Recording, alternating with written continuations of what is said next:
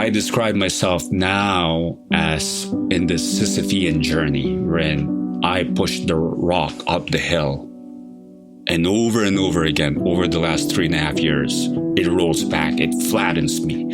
I can't move. I don't want to get out of bed. It hurts too much. I can't even run. I'm so short of breath. But then what do? I push the rock back up again.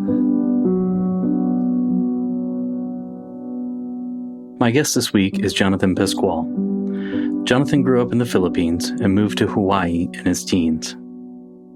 He started his medical career working as a nurse there, but moved to the San Francisco Bay Area at 24 years old to further develop his skills and pursue career advancement, but also to seek self-discovery. At the University of California, San Francisco Hospital, Jonathan worked as an ICU nurse. He had mentors that helped him develop his skills as a nurse and as a leader, eventually becoming an expert in cardiac devices and then an extracorporeal membrane oxygenation, or ECMO, during the H1N1 outbreak in 2009. After working at UCSF for 14 years in multiple roles, Jonathan decided he wanted to learn more.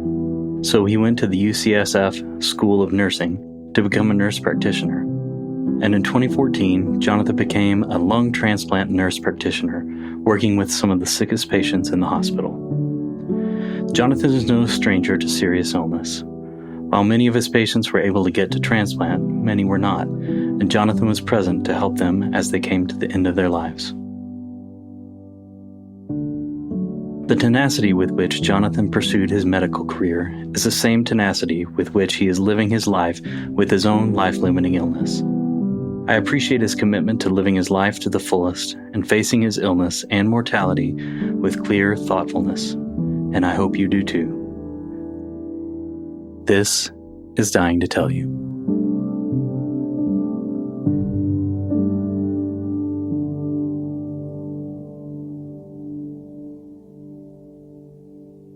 So it was March 24th, 2022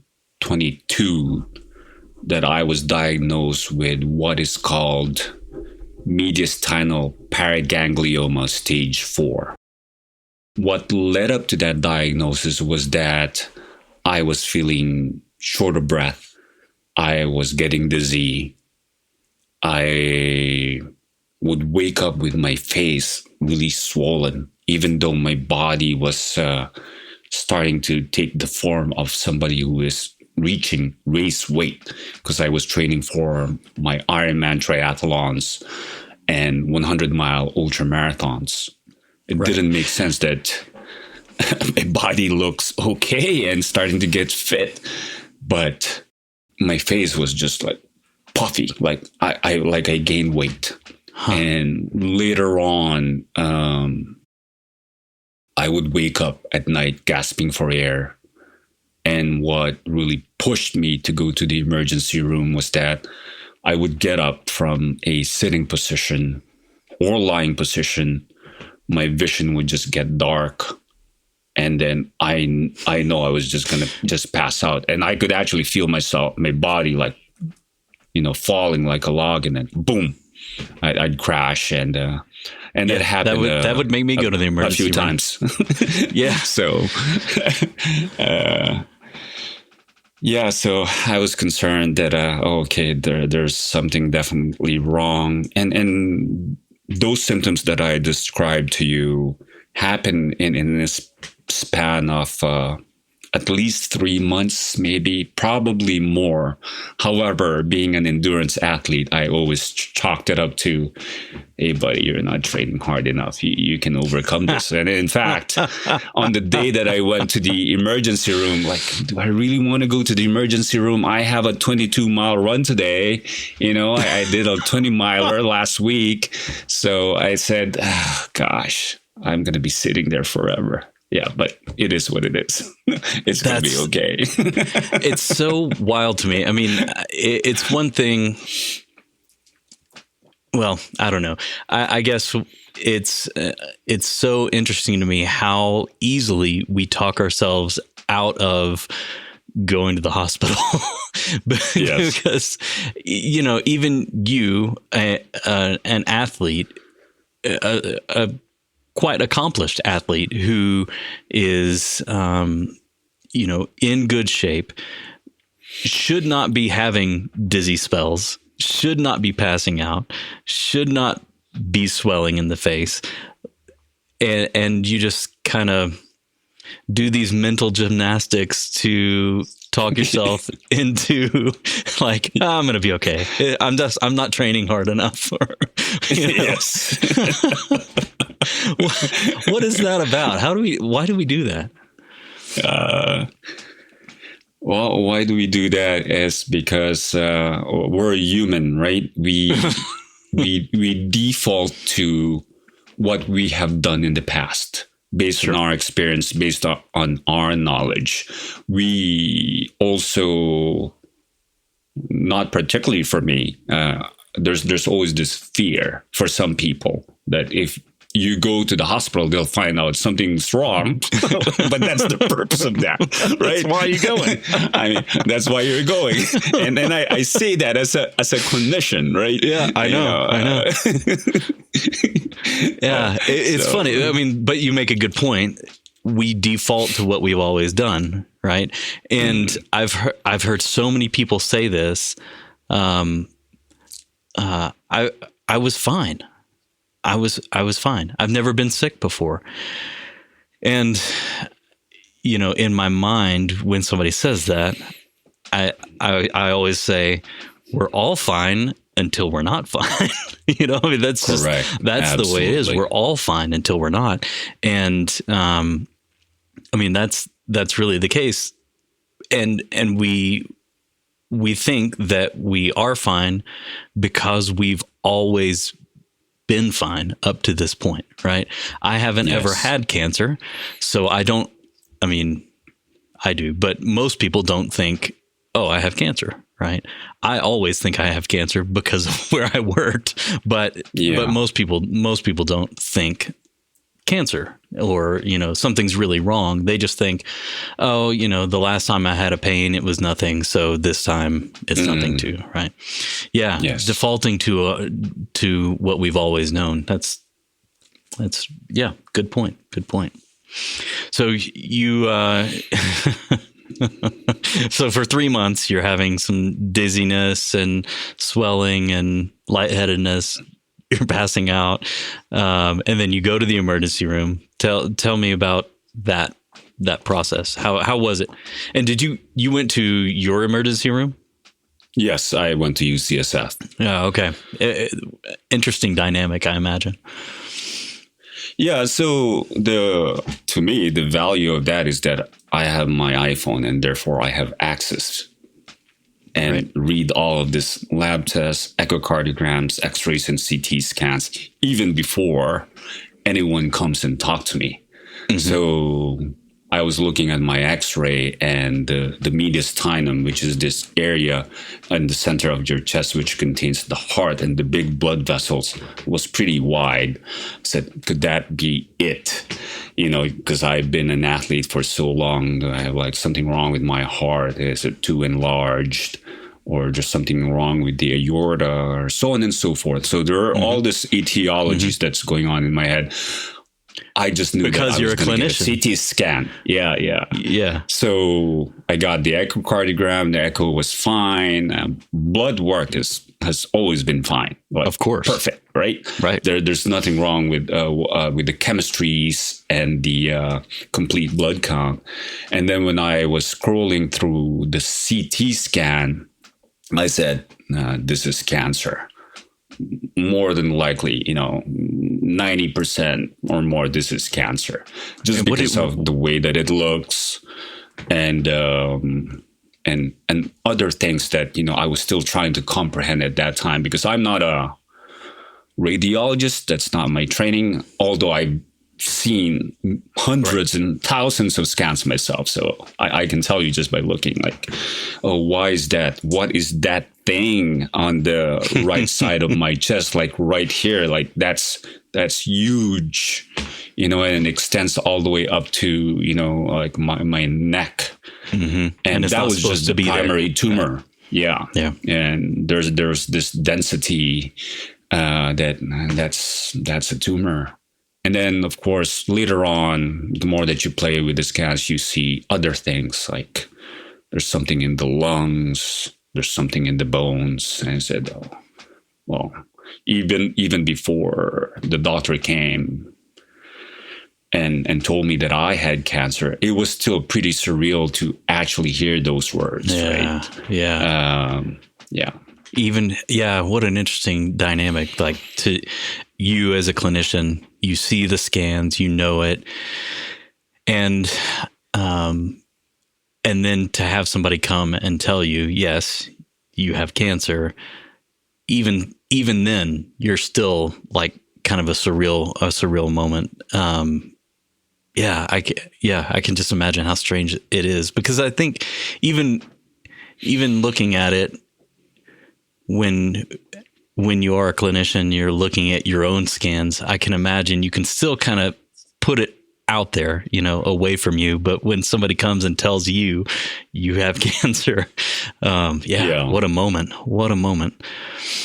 And then, so that was there in the hospital.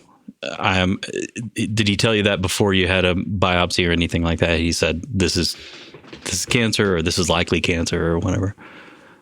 Yes. So he told me that what you're experiencing is what's called superior vena cava syndrome. And that is caused by the tumor in your chest. Pushing on your neck. So basically, the big vessel called the superior vena cava is being blocked by the tumor. And that's extending to the subclavian, to the internal jugular veins. That's why, because of those blockages throughout those veins, when I'm on a dependent position, like horizontal, like swimming or lying flat, I don't have enough good blood drainage to return all this blood from my face, from my neck, from my arms, my upper chest back to the circulation. So that's why there's swelling.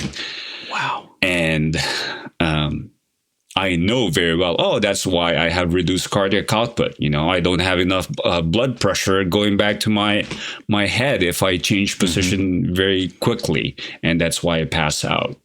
So during that time, when he told me that, I was quite calm, and I didn't have any shock, denial, anger, or bargaining, or any of that, just because I've been through that before. I had a brain tumor in 2007, and that was surgically removed. So my past experience influenced my reaction at that time. So I defaulted to, all right, I need more information. Gotta find my way home to the lake on some dark and a little cold. My way home, 'cause I've gotta take this road alone.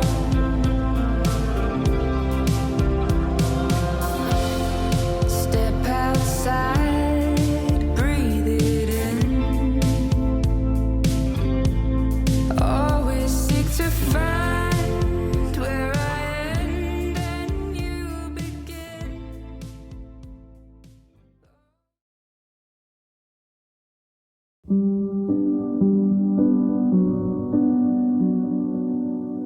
That was 2022 when you were diagnosed. It's 2025 now. What's been the time, these 3 years? What's that been like for you? So during that time,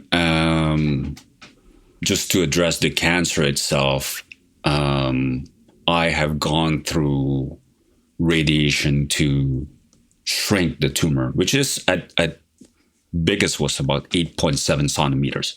And that's big, and especially if that's just pushing, right near your heart. Yeah.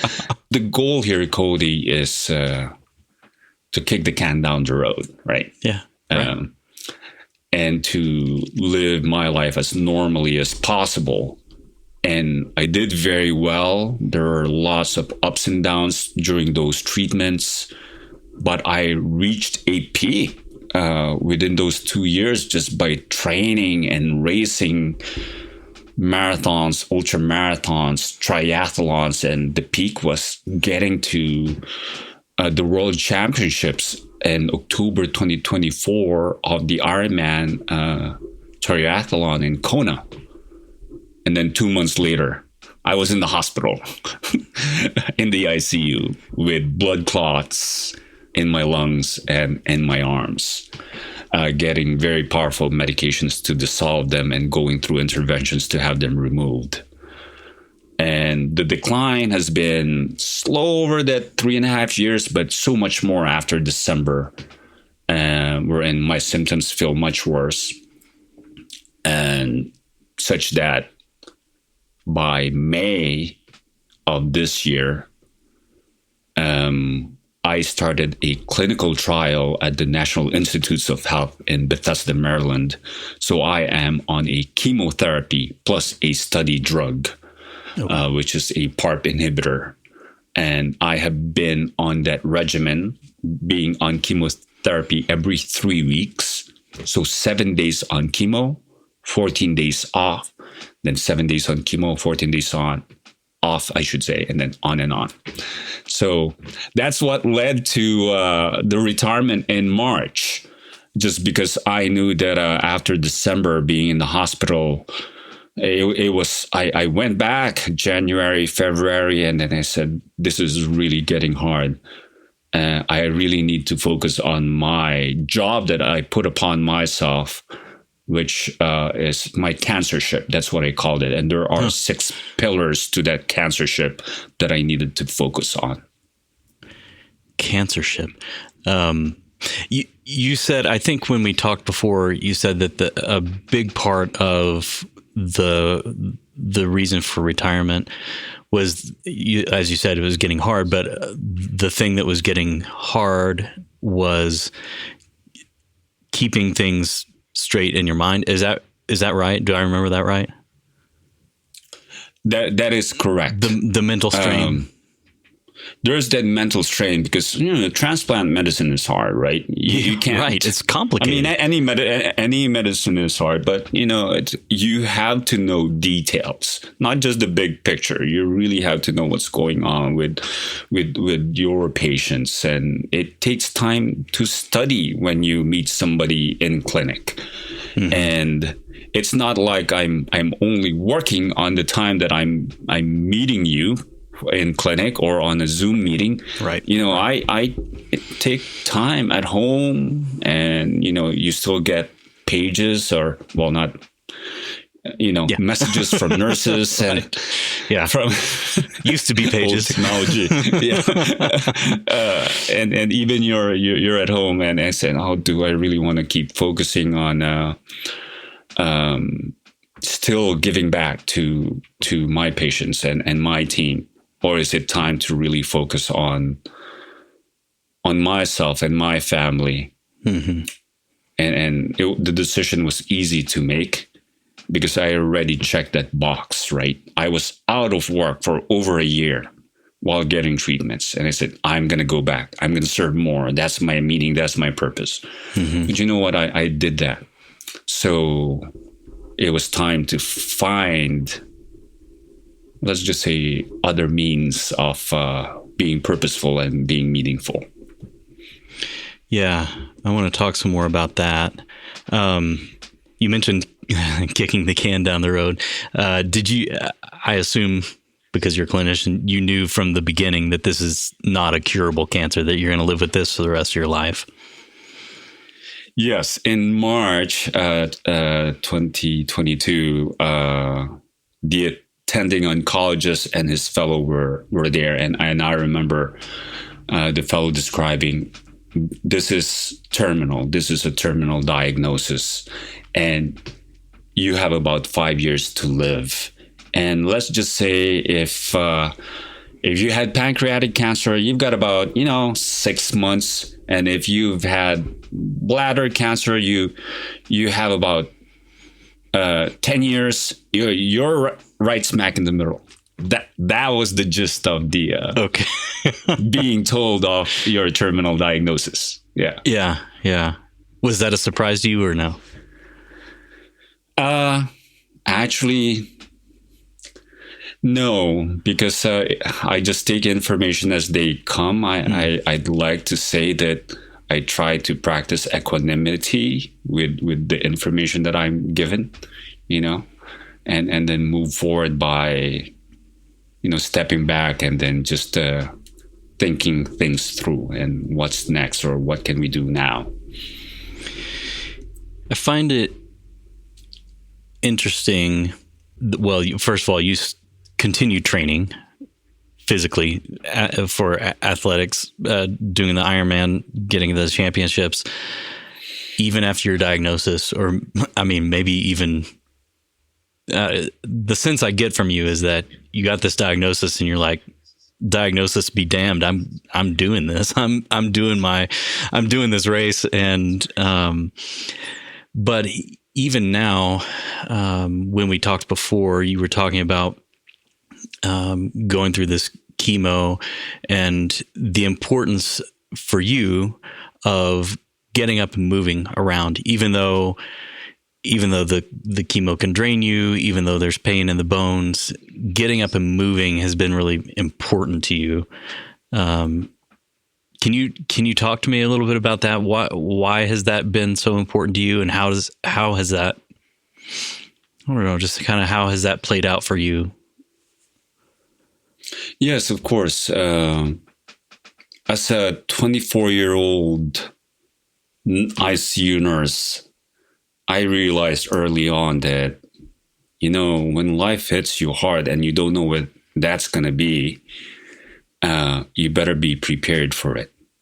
So early on, I already had that thought process, and I actually had to thank that younger self in thinking that I have to prepare myself physically and mentally for the difficult parts in life that happens to you. And what did that mean? Earlier, it was a lot of just training, of moving and developing my mind and body through, training for endurance events. In 2007, when I got my brain tumor, my son was 4 years old. Right. And the most difficult thing at that time, the most painful thing at that time, was knowing the fact that I'm leaving my family behind. I was, that was 18 years ago, probably longer. I was 37. That's when I started thinking about stoicism, the stoic philosophy. So it's just a development of mind and body that helped me through. So the point is, movement itself is medicine. I describe myself now as in this Sisyphean journey wherein I pushed the rock up the hill. And over again, over the last 3.5 years, it rolls back. It flattens me. I can't move. I don't want to get out of bed. It hurts too much. I can't even run. I'm so short of breath. But then what do? I push the rock back up again. Now, the lesson there is not pushing the rock blindly. The lesson is that movement itself is life. Movement itself is defiance. And that's who I am. And this is the reason why I have mentally and physically default to action. That's what I am. Even though I during those most trying times, there's just no way. I have no energy. I take little steps, and the little steps get better. I move farther out the house to the garden, and it builds up. It builds up over time. Yeah. And that's how movement is so key. Someday you will be stronger than you are now, but you will not know everything. water spilling over the bow. You're still happy in the wind. You gotta get up to get down, kid. You gotta get down to get up again. You gotta get up to get down, kid.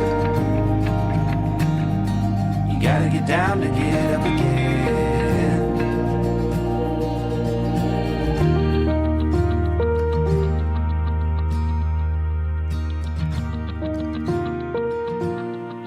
Was that something that you grew up with? Is that something that is just within you? Or was that something that, I mean, you mentioned seeing it in the ICU, that life comes at you and you got to be prepared. Was that something that came through that work, or was that something that had already started in you before all that?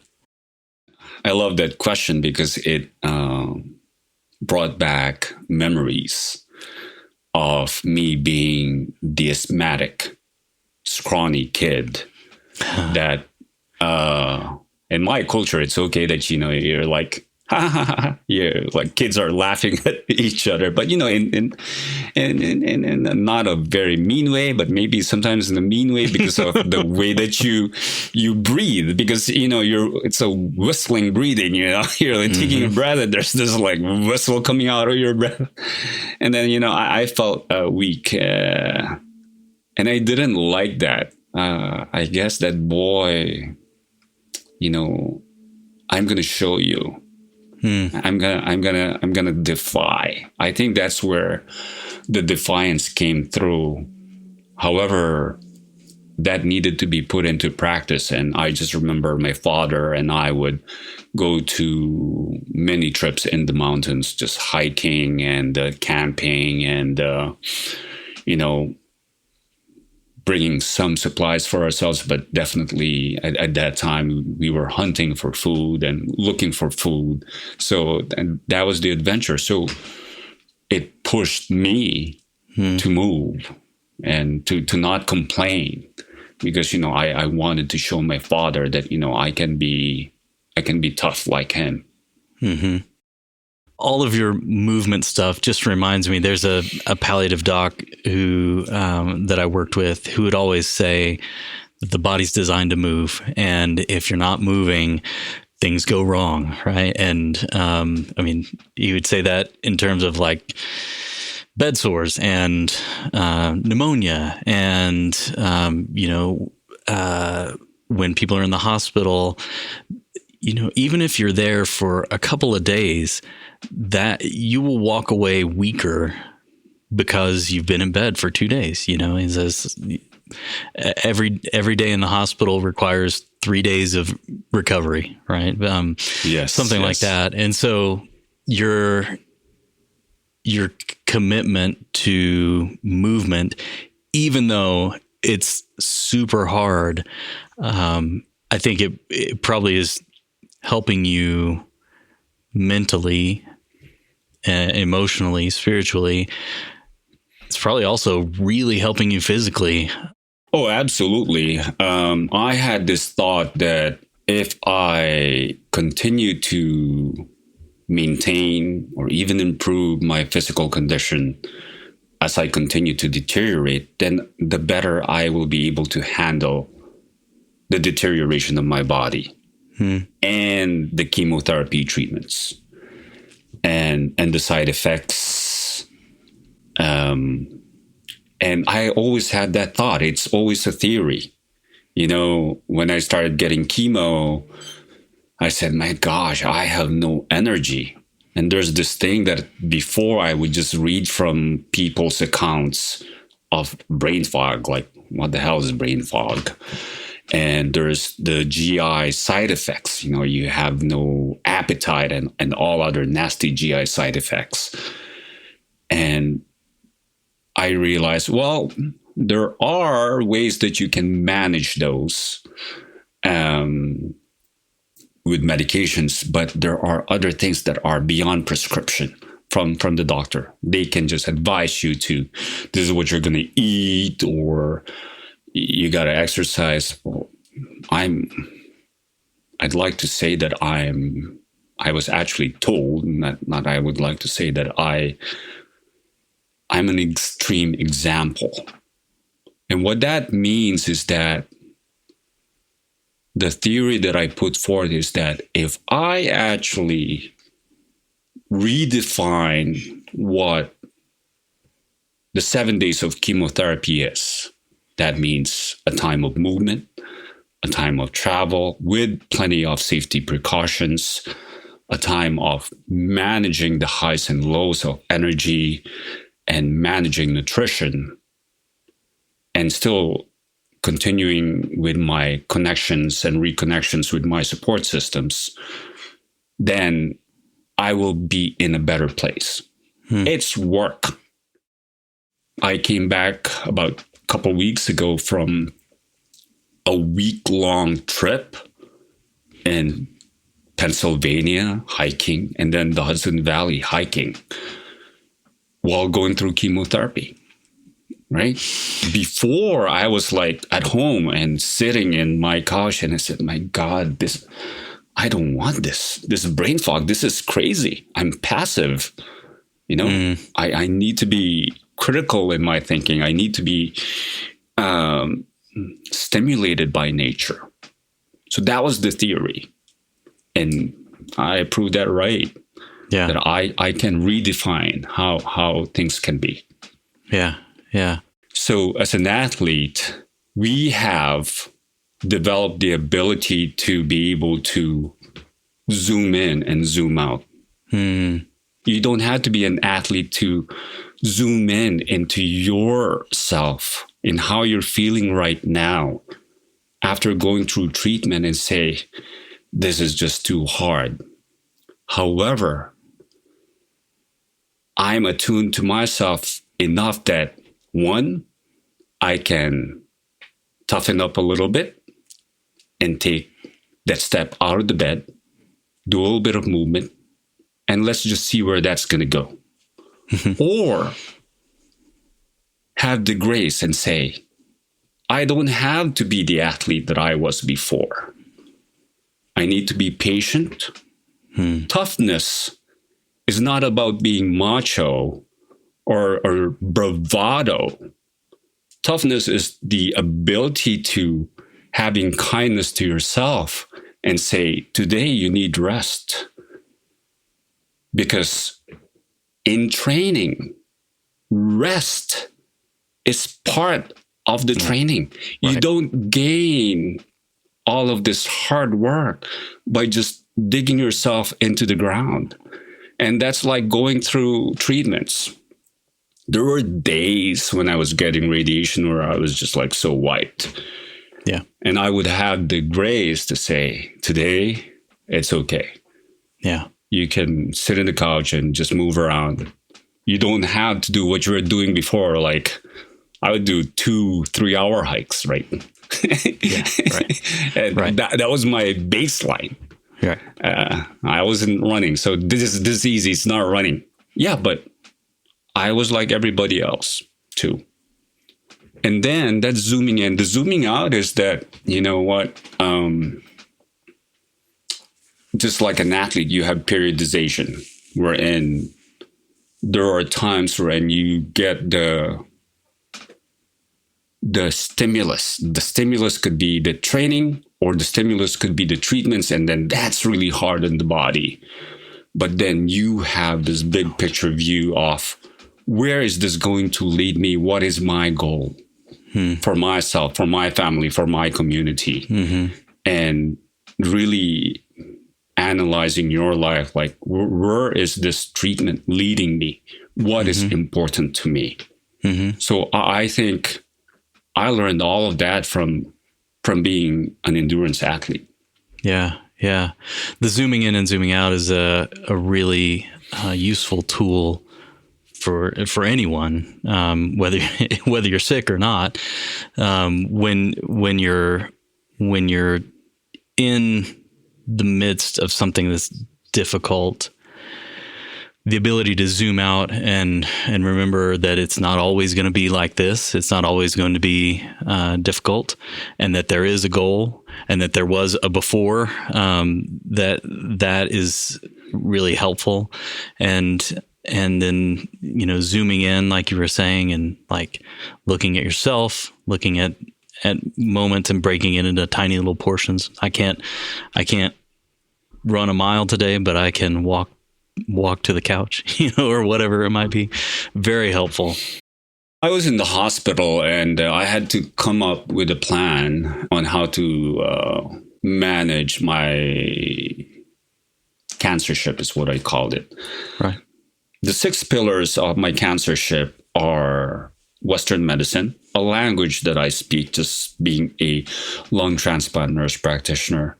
There's complementary medicine, which is, yoga, I guess, exercise, massage, and things like those.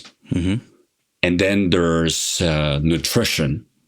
To me, that's very important because that is medicine. And in transplant medicine, I can even transplant somebody who's severely cachectic. We tell them, you need to gain weight, you need to gain more muscle. Yeah. So I know the importance of nutrition. Then there's exercise, and I think we've talked about that plenty.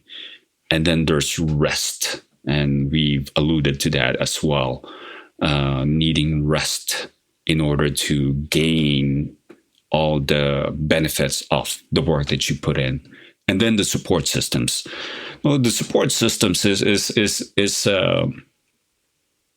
funny to me, because I remember even before I was diagnosed, and this was several years after my brain tumor, I told my wife, honey, I'm afraid I'm going to die alone or lonely.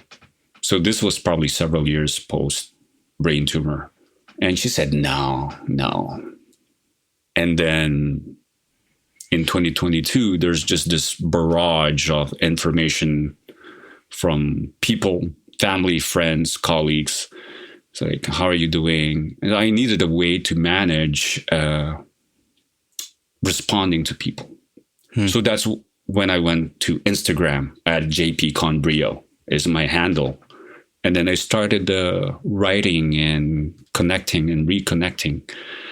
So it's been incredible, because this 3.5 years has been meeting my kindergarten classmates, high school and college classmates, my teachers, my professors in college, people who I haven't seen in 20, 25 years in my endurance community of triathlon, cycling, and running.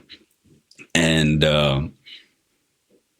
amazingly, even strangers like you. I didn't know you. Right. And Amanda, like you said. And then there are other people from different parts of the world who continue to reach out to me just because of what I have put forth on my Instagram. I do a little bit of writing there in the very limited space that we have to put my thoughts and my experiences in there, and people, whatever stage they are in their life or whatever troubles them, find what's meaningful for them. Mm-hmm. And that is my support system. I become part of their support system. Yeah, right. And that's been incredible. Yeah, that's one of those mutually beneficial relationships, right? You're getting all the support from those people, but in return, you're giving support to them as well. Absolutely. Yeah, absolutely. That's really cool. Very cool. Help me be the best that I can be. There's nothing more that I would ever need. We'll lie together where the sun meets sea. There we can be together, there we can be together, there we can be together.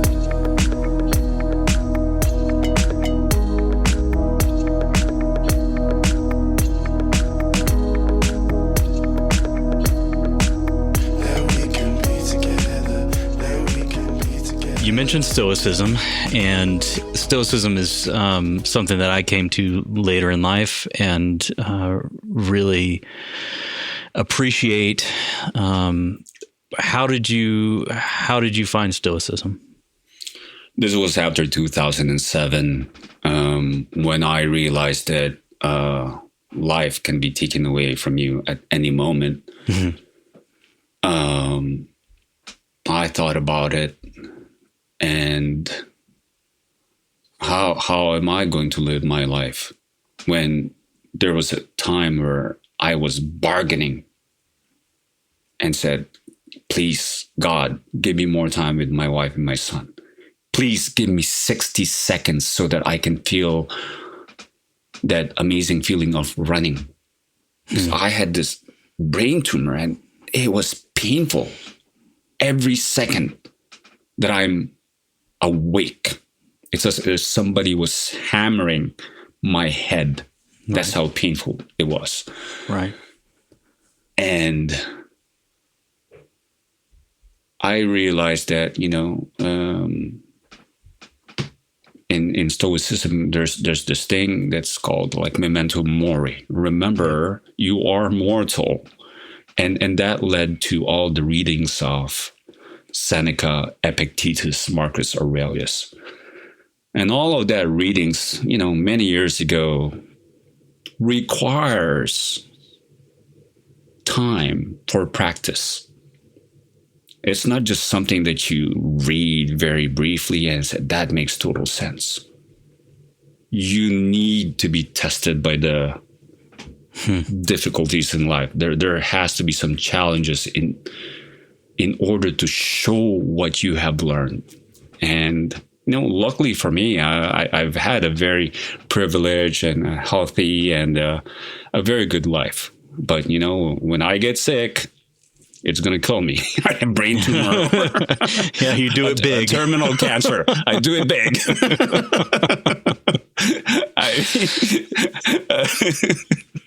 So, yeah. Could you summarize Stoicism for people that may not know about Stoicism? I think one of the main points that I have taken from this philosophy is that I don't worry about things that are not within my control. However, there are many things that are within my control. And if it's not me, I'm resourceful enough to find people who are smarter than me who will help me figure things out. Or if they don't, at least they have the right questions to ask, which would keep me thinking and find solutions. Mm-hmm. So not worrying about things that are within your control and taking things that are within your control. Number 2, remember that you are mortal, that many things are impermanent. Marrying yourself to some kind of important thing or place or job or relationship, or call it what it is. Sometimes you get sick, you lose your health, and suddenly that thing is not so important anymore. Right. Yeah. So you need to be able to have discernment. And I think I have respect for that impermanence. And therefore, when I got diagnosed in March 2022, I started The Art of Dying, which I think is a very Stoic principle as well. And what that means is I'm living my life as if I'm dying. And truly, that's how it is. I'm living my life with courage and the way that I've always lived it. However, accepting that things will go wrong and can go wrong. Right. And adjusting myself as that progresses. Yeah. I think it was Seneca or Epictetus who said the most important thing is being able to discern between what I can control and what I can't. What I'm seeing from you is just that, right? Like, you can't, like you said, marry yourself to a job. You can't marry yourself to your abilities, your ability to run a marathon or an ultra marathon or an Ironman. You can't marry yourself to your ability to get out of bed. I mean, because those things can be taken away from you, just like everything else in life. And the ability to know that and to accept it when it happens, invaluable. I mean, you can't place value on that. It is, and it is so hard. It's hard to do. I mean, it's to get a diagnosis and go, oh, well, that's the way life is now. I can't change that. What am I going to do about it? Really is what I see from you, right? Like you can't change the fact absolutely. that you have this. Yeah. I think you took the words right out of my mouth, just because those are my words exactly that I tell myself. What are you going to do about it? Right? Things can go wrong. And I've gone through many of those things that have gone wrong, and they will happen again. Yeah. And it always comes back to, what are you going to do about it, Jonathan? Right. And then I come up with the clinician answer, but there's also the person who wants to answer this question, wherein I can't be the person who will be trying a clinical trial after a clinical trial after a clinical trial and treatment after treatment just to prolong what is inevitable and suffer through it. Mm-hmm. I'm not going to do that to myself, and I'm not going to do that to the people who I love most, because they will go through that suffering, whether I like it or not, because they are going to see me go through that. Mm-hmm. So there's that discernment wherein I will make the final call as far as what I still want for my treatments and no treatments. Mm-hmm. And a big part of this is a collaborative relationship with my physicians. Mm-hmm. And a big part of this is preparation for my wife, for my son, and my mother, my stepdad. And those are hard conversations. However, I am very fortunate enough to have that insight and time to actually tell them, this is what's going to happen. This is what's happening to my body right now. And in the dying process, when I get there, I have ideas of how it's going to be, and they don't always pan out, right? Yeah. And you and I know that, being clinicians, we have the best laid plans. However, I want to tell my family that this is how we're going to deal with the dying process. There's a pathway to that.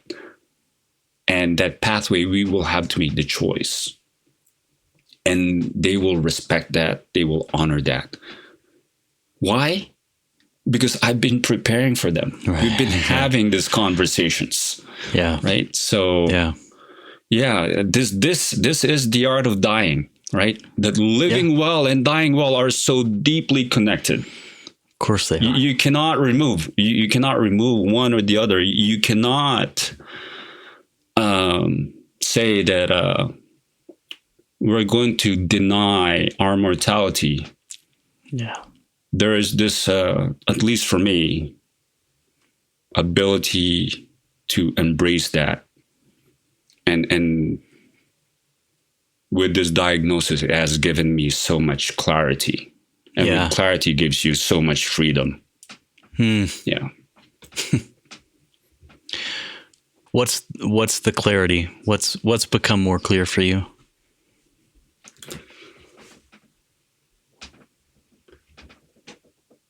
I had premonitions. You know, there was a time when, like 3.5 years ago, I said, I was just so fatigued, so tired. And I said to myself, I'm ready. When it comes for me, my death, I'm okay. I've lived an examined life, and I have been a force for good. I've given myself, and I have helped others. I've lived a life of service. Then there's this premonition of I was in a hospital room, and I was talking to a chaplain that I worked with. It was just an image that I was sitting in one of those, tall upright chairs, and I was talking to my chaplain, and that actually happened. When Jamie, my chaplain, came into my room in the hospital 3.5 years ago. And we had this conversation, and what I shared with him was that from this moment on, I wanted to live my life with gratitude, meaning acceptance, compassion, and forgiveness. And he affirmed that I am coming from a place of love. When you are holding yourself to these higher values, let's just call them, then those are your guiding principles as far as not just for yourself, but how you actually conduct your life and how you treat others, with kindness and with compassion. Yeah. Wow. You mentioned before that a big part of the meaning and purpose you found in life was doing your work, serving people in the medical field, and that when you decided to retire, that you were going to need to find new ways to find meaning and purpose in life. And I'm wondering what those are for you. What have you found?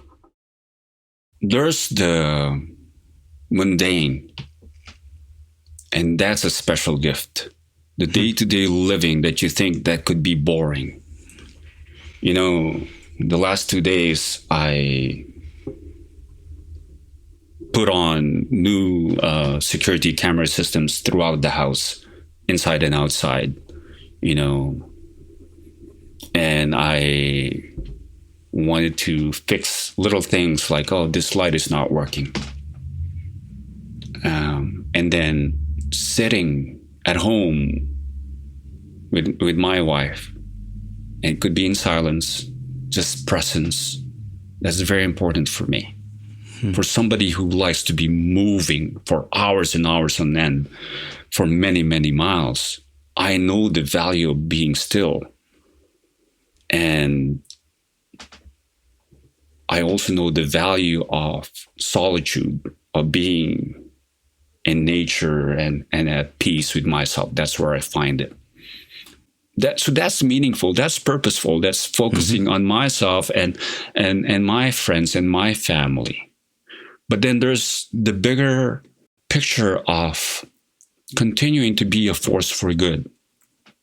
And to me, that came in raising funds for cancer for the FIU Para Alliance, which is a very small group of people who help clinicians and patients with rare cancers like mine, pheochromocytoma and paraganglioma. And I developed this race called JP's Backyard Ultra and Hike 3 years ago. Basically, it's a 3.3 mile loop in Skyline Wilderness Park where I used to train for my 100-mile runs. And people can hike that 3.3 miles, maybe one loop, all the way to 10 loops. So I became a race director. It's hard. And I don't know, why would you want to become a race director? But maybe because you want people like me to chase their dreams. And thank you for those race directors. They're amazing. But I also became a person who needed to learn how to raise funds. We held JP's Backyard Ultra, and We had more than 600 participants, and we raised $90,000. Wow.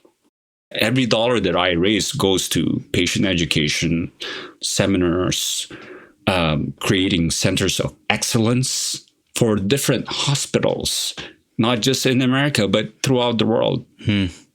Because remember, my cancer, there's like 2 to 6 people out of 1 million who will have it. So, we're very small.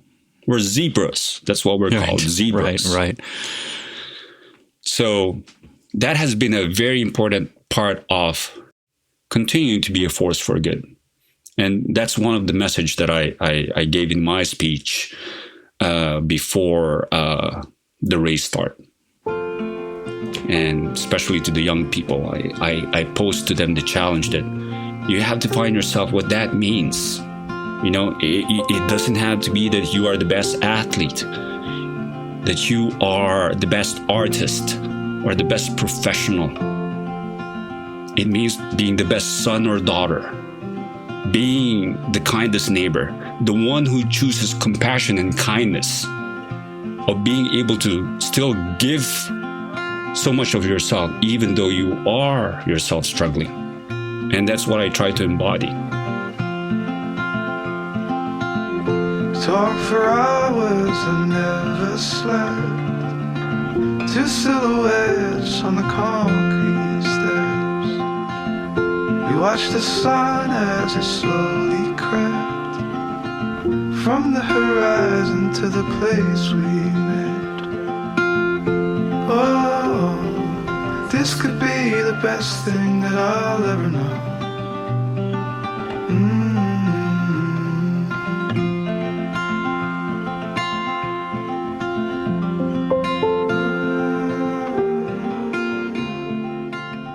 Jonathan, thank you so much for being so generous with your time.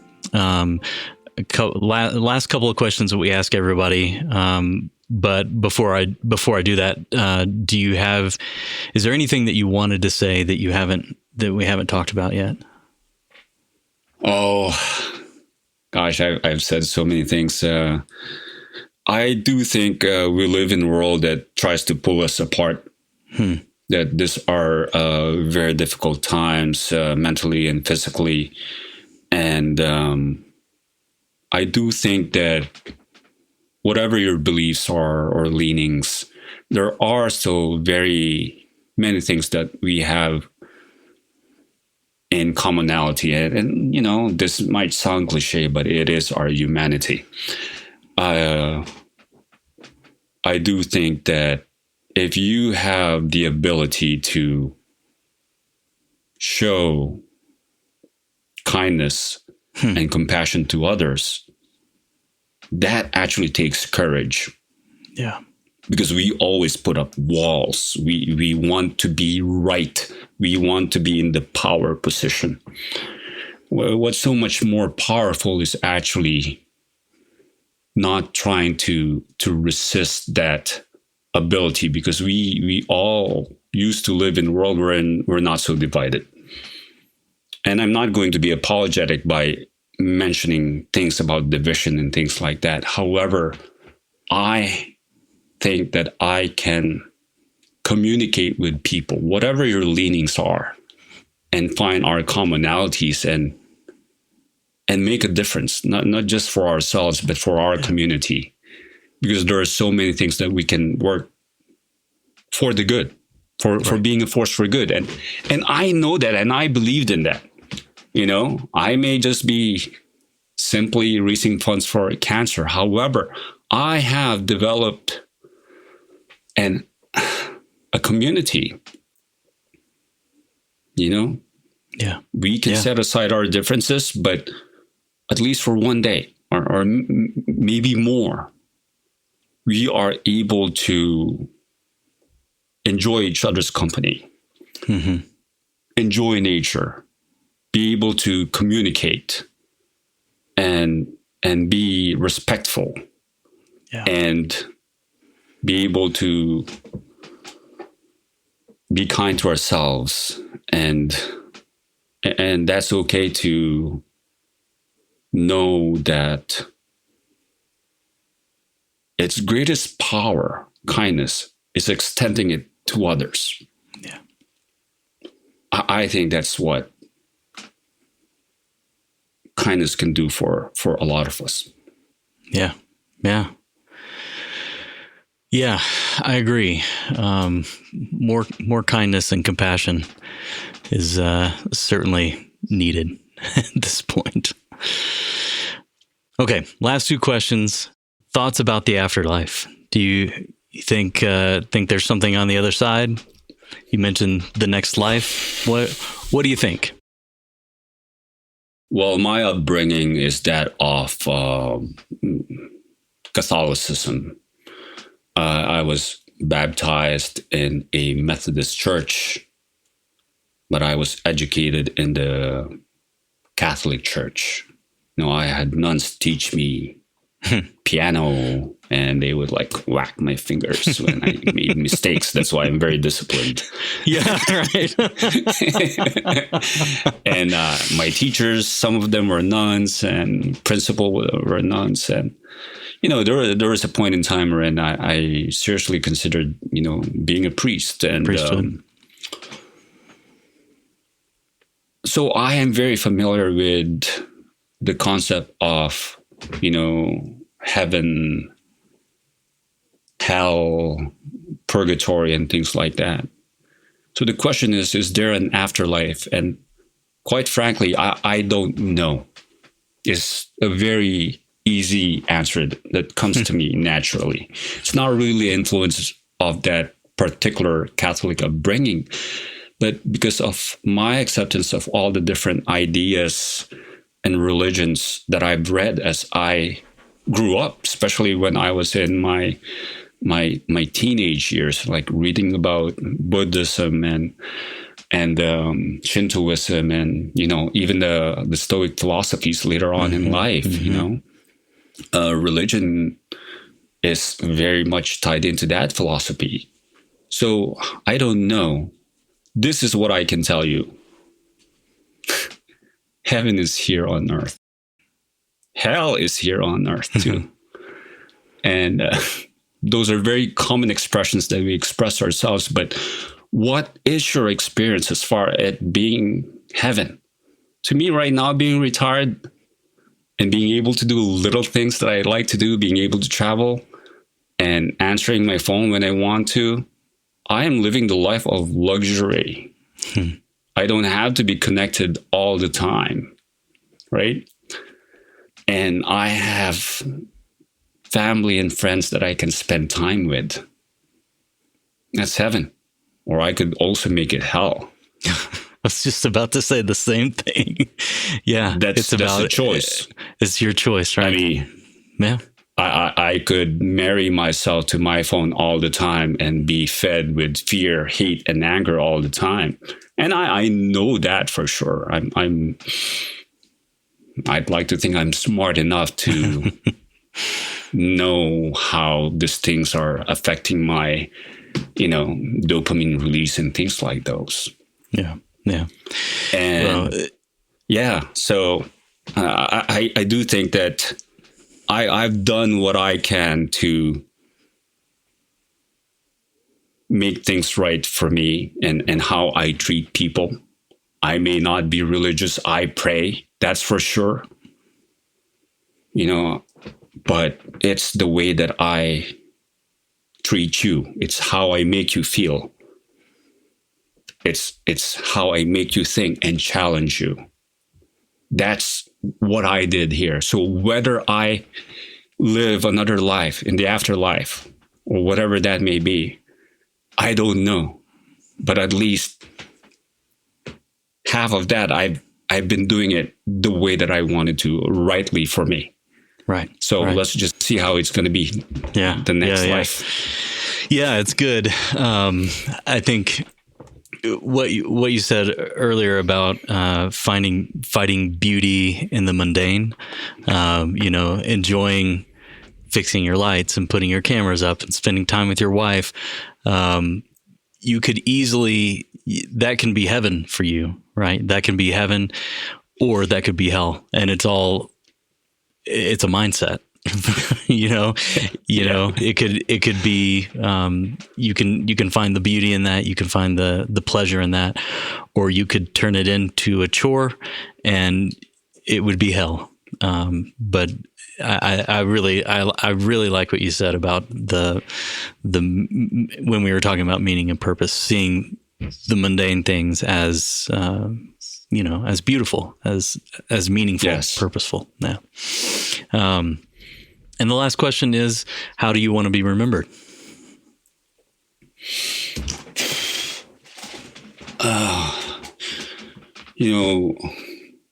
Alfred Nobel was given his own obituary. It was a mistake. I believe it was for his brother. And he read his own obituary. And, this is the guy who developed the dynamite. And now we are awarding the Nobel Peace Prize just because this guy probably has a lot of regrets in his life, right? Because his invention was designed to blow up things. And as far as my recollection, this changed him. And I don't want to be remembered by something that, I did this or I did that, but by how I treated you, by how I made you feel. Did I inspire you, or did I provoke you into thought and challenge you, or did I help spur you into action? Not just by my words, but by the things that I did, or how I conducted my life. Yeah. I think that's a very simple way of I would like to be remembered. We are like a mosaic of many different people's perception of us, My group of endurance friends will remember me for the adventures that we did. My colleagues from UCSF will remember me as the mentor or the provider, the healer. Some people through social media, I've heard this words many times before, say that I'm an inspiration to them. But really, it's very important that how we affect other people's lives with our actions and our words, propel them into something that is good. Yeah.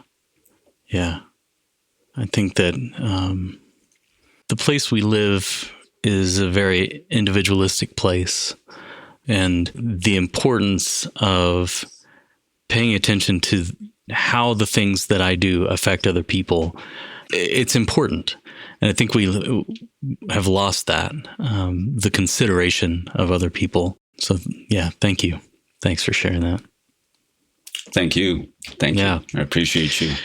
Yeah. Well, thank you so much for, again, being so generous with your time when somebody's living with an illness like you are.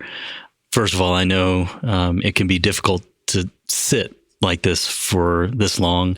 But also I know that time is precious. And so I appreciate you giving so generously. So thank you. Thank you for your time. Thank you for what you do and for being who you are. Well, thank you, Cody, so much for this opportunity. And this truly has been a wonderful conversation. If people want to donate money to your cause, is there a website, or can they just follow you on Instagram, or how would they keep track of that?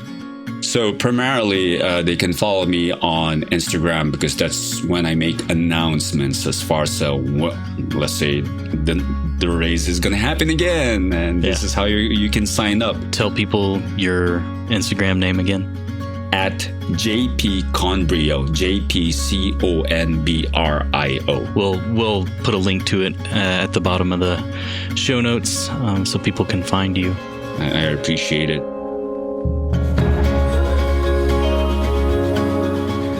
What What a pleasure it was to spend this time talking with Jonathan. There's so much philosophical and practical information in this episode. So thanks so much to Jonathan for sharing your story, your expertise, and your philosophy with us. If you'd like to see a video version of this interview, you can find that at patreon.com/dyingtotellyu. This week, as Jonathan suggests, I hope we can all have a little more awareness about what is outside of our control and what is within our control. And in doing so, live our lives with acceptance, compassion, and forgiveness. Thank you for listening. This is Dying to Tell You.